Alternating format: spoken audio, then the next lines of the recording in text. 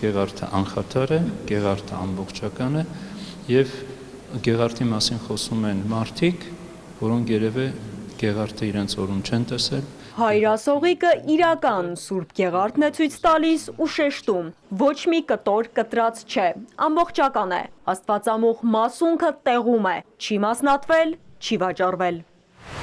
Վարչապետի աշխատակազմի ղեկավարը ապավինելով արխիվներին դարձյալ օրակարգ է բերել Սուրբ Գեղարդի թեման։ Ինչպես տեսնում եք, Գեղարդը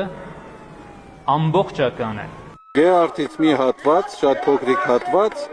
ուղարկվել է ռուս եկեղեցուն։ Հայրասողիկը հիշում է, Սուրբ Գեղարդի մասին նման խոսակցություններ եղել են նաև 2018-ին, այն ժամանակ էլ հերքեց, հավաստիացրեց, ոչ մի մասունք չի վաճառվել։ Նվիրաբերություն եղել է, բայց այլ ձևաչափով։ 2004-ին Գեղարդի կոթարի միջից հացի փշուրի չափով մի փոքր հատված զետեղել են Արծաթյա փոքրիկ մանրակերտի մեջ եւ նվիրաբերել են Ռուսաց եկեղեցու պատրիարքությանը, ինչպես ընդունված է քրիստոնեական եկեղեցիների դարավոր ավանդության մեջ։ Հիմա այն երկրի հյուսիսային մայրաքաղաքում է, Սուրբ Կոստանդին եւ Հեղինե վանքում։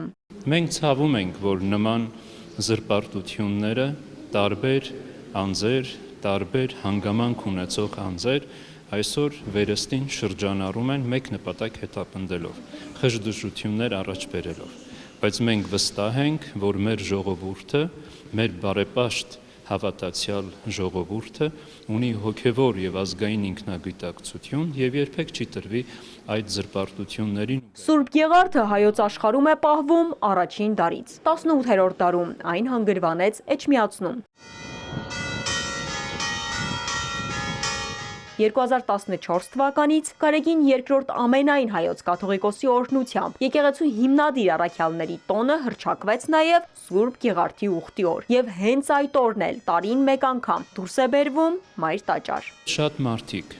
հայեր եւ օտարներ, միշտ ցանկություն էին հայտնում մոտենալու Սուրբ Գեղարդին համբուրելու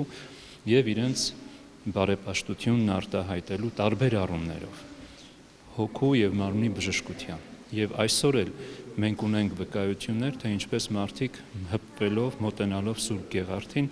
հոգու եւ մարմնի բժշկություն են ստացել, ինչպես նաեւ